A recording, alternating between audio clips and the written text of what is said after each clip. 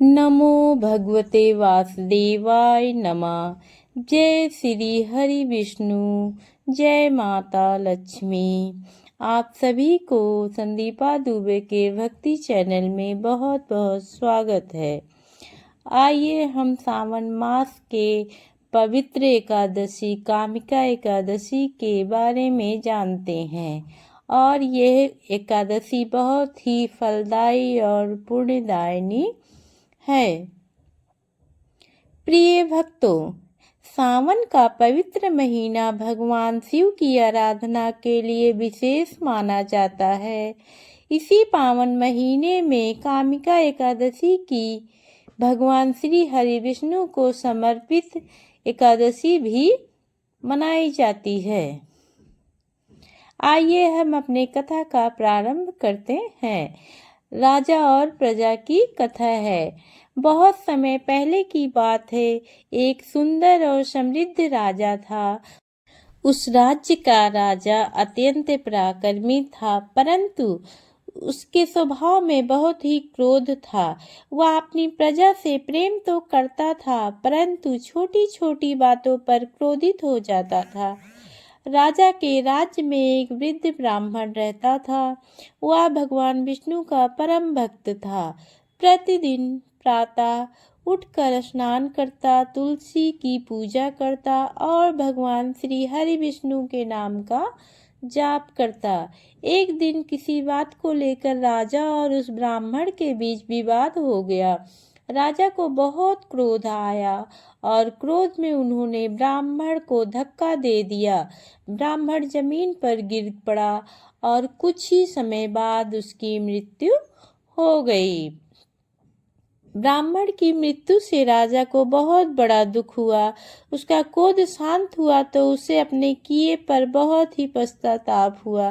राजा ने अपने मंत्रियों और विद्वान ब्राह्मणों को बुलाकर पूछा, हे विद्वानों, मुझसे बहुत बड़ा अपराध हो गया है। मैंने क्रोध में आकर एक ब्राह्मण का अपमान किया और उसके प्राण ले लिए। अब मैं इस पाप से कैसे मुक्त हो सकता हूँ? विद्वानों ने राजा को समझाया, हे राजन, सबसे पहले आप अपने मन से अहंकार और क्रोध को त्याग दीजिए। फिर राजा ने ऋषि का आगमन भी देखा। कुछ दिनों बाद, एक मास बीतने के बाद ऋषि उस राज्य में आए। राजा ने उनका आदर सत्कार किया और अपनी समस्या उन्हें बताई। राजन ने हाथ जोड़कर कहा, हे महात्मा, मुझे अपने अपराध का बहुत पश्चाताप है, इसका कोई उपाय बताइए। ऋषि ने कहा, राजन, आने वाली एकादशी अत्यंत पवित्र है। यह कामिका एकादशी कहलाती है। यदि तुम श्रद्धा पूर्वक इस दिन भगवान विष्णु की पूजा करो, व्रत रखो, तुलसी दल अर्पित करो और जरूरतमंदों की सेवा करो तो तुम्हारे मन में भक्ति और पश्चाताप की भावना दृढ़ हो जाएगी। ऋषि बोले, एकादशी दिन के प्रातः में आप स्वच्छ वस्त्र धारण करें, भगवान विष्णु का ध्यान करें और तुलसी दल अर्पित करें। राजा ने ठीक उसी प्रकार किया जैसे ऋषि ने बताया। कामिका एकादशी का दिन आ ही गया। राजा ने प्रातःकाल स्नान किया और राजमहल के मंदिर में भगवान विष्णु की पूजा की। उन्होंने हाथ जोड़कर कहा, हे श्री हरि विष्णु, मेरे मन में जो भी अहंकार, क्रोध और अज्ञान है उसे दूर कीजिए। मुझे सद्बुद्धि दीजिए। मुझे अपने कर्मों को समझने और सही मार्ग पर चलने की शक्ति दीजिए। दिन भर वह भगवान के नाम का जाप करता रहा। राजा ने उसी दिन राष्ट्रीय सुख सुविधाओं से दूर रहकर गरीबों और जरूरतमंदों की सहायता भी की। आज राज्य में कोई भी भूखा नहीं था। राजा के व्यवहार में बहुत ही परिवर्तन आने लगा और लोग आश्चर्यचकित होने लगे। धीरे धीरे उनके मन का बोझ हल्का होने लगा। रात्रि में जब राजा भगवान विष्णु का स्मरण कर रहे थे तो वे उन्हें स्वप्न में दिखाई दिए। भगवान विष्णु ने कहा, राजन, मनुष्य से भूल हो सकती है, लेकिन सच्चा पश्चाताप तभी सार्थक होता है जब मनुष्य अपने व्यवहार को बदलने का प्रयास करे। तुमने अपने अपराध को स्वीकार किया और अहंकार को छोड़ा और धर्म तथा सेवा के मार्ग को अपनाया। राजन हाथ जोड़कर कहा, प्रभु, मैं जीवन भर आपके बताए हुए मार्ग पर चलना चाहता हूँ। भगवान बोले, सदा सत्य, दया और धर्म का पालन करना और अपनी प्रजा को अपने परिवार के रूप में देखना हमेशा। राजा का परिवर्तन शुरू हो गया। अब राजा छोटी छोटी बातों पर क्रोधित भी नहीं होता था। वह पहले किसी की बात को ध्यान से सुनता भी नहीं था और अब अच्छे से सुनकर ही सबकी बातों का निर्णय लेता है। उसने राज्य में यह नियम बना दिया कि गरीबों, वृद्धों और असहाय लोगों की सहायता की जाएगी।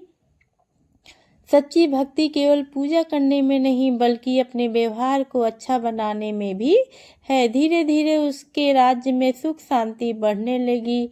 लोग अपनी राजा की प्रशंसा करने लगे। वह ब्राह्मण परिवार जिसकी मृत्यु के कारण राजा को पश्चाताप था, उसकी भी राजा ने सहायता की और जीवन भर उसके सम्मान तथा पालन पोषण की व्यवस्था की। इस प्रकार राजा ने अपने जीवन की भूल से एक अच्छी सीख ली। कामिका एकादशी हमें यही सिखाती है कि राजन, कामिका एकादशी केवल उपवास का नाम नहीं है। इसका सबसे बड़ा संदेश यह है कि अपने भीतर की बुराइयों को पहचानना और उन्हें दूर करने का प्रयास करना। उन्होंने कहा, जो व्यक्ति भगवान विष्णु की भक्ति करता है, तुलसी का सम्मान करता है, सत्य बोलता है और जरूरतमंदों की सहायता करता है, उसके जीवन में भक्ति और सदाचार की भावना मजबूत रहती है। हे गुरुदेव, आज मुझे समझ आ गया कि भगवान की सच्ची पूजा अपने कर्मों को सुधारने में ही है। हे माता लक्ष्मी और भगवान विष्णु, हमारे घर में और कथा सुनने वालों के सभी परिवार में सुख शांति और समृद्धि बनाए रखना। सभी भक्त मिलकर बोले, जय श्री हरि विष्णु, जय माता लक्ष्मी, कामिका एकादशी माता की जय। जो भक्त भगवान विष्णु की इस कथा को सुनते हैं, उनके जीवन में भक्ति और प्यार का संचार होता है। ओम नमो भगवते वासुदेवाय नमः।